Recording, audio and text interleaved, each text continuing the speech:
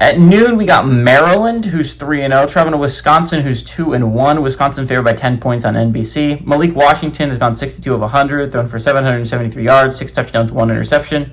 DeJean Williams had 32 carries for 121 yards and a touchdown, and Shalik Knotts has had 11 catches for 196 yards and 3 touchdowns. Danny O'Neal has gone 46 of 63, thrown for 520 yards, 5 touchdowns, 4 interceptions. Dylan Jones had 29 carries for 134 yards and a touchdown, and Jaden Ballard has had 6 catches for 141 yards and 2 touchdowns. Wisconsin is 4-0 against Maryland all time from 2014 to 2022. They are 3-0 when playing Maryland at home, and they are 1-0 in one-possession football games. Locksley is 0-1 as a head coach of Maryland when playing Wisconsin.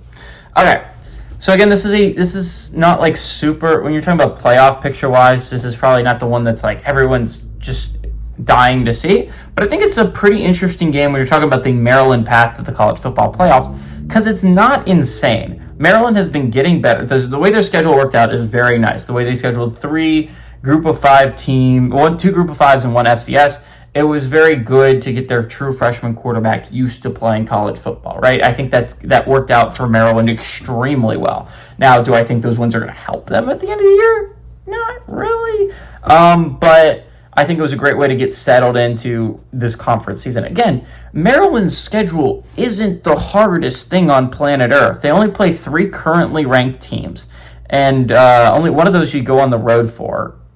I believe that's Illinois they go on the road for, but they play Indiana and Michigan at home.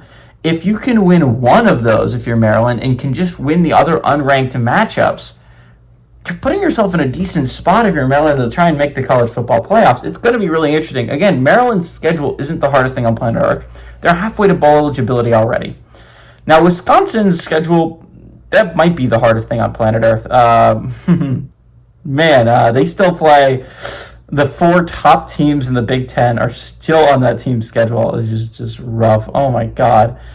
Wisconsin still has, I believe, Ohio State, Oregon, Penn State, and Indiana all on the schedule. Not Indiana, Illinois, all on the schedule for the Badgers, which means Alabama was really not a game you could afford to drop if you're Scotty.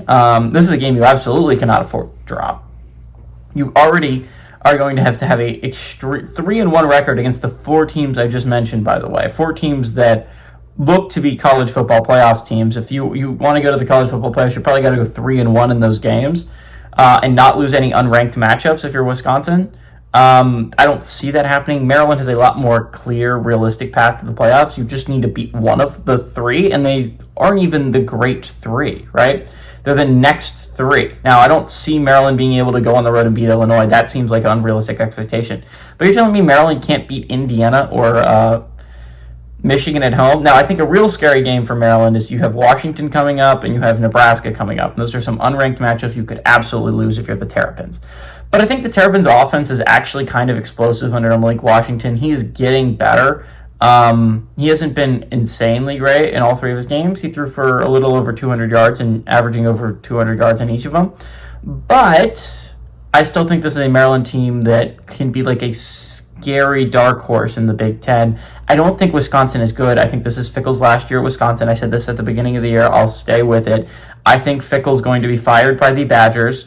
And I think Cincinnati's going to fire Satterfield at the end of the year, and Fickell goes back to Cincinnati to be their head coach again, kind of like a Frost situation. I think that is what is going to happen by the end of this year. I think Locksley is going to show why he's such a great coach in the Big Ten, and I think the Terrapins are going to be a sneaky good team. Give me the Terrapins to go on the road and pull off this upset.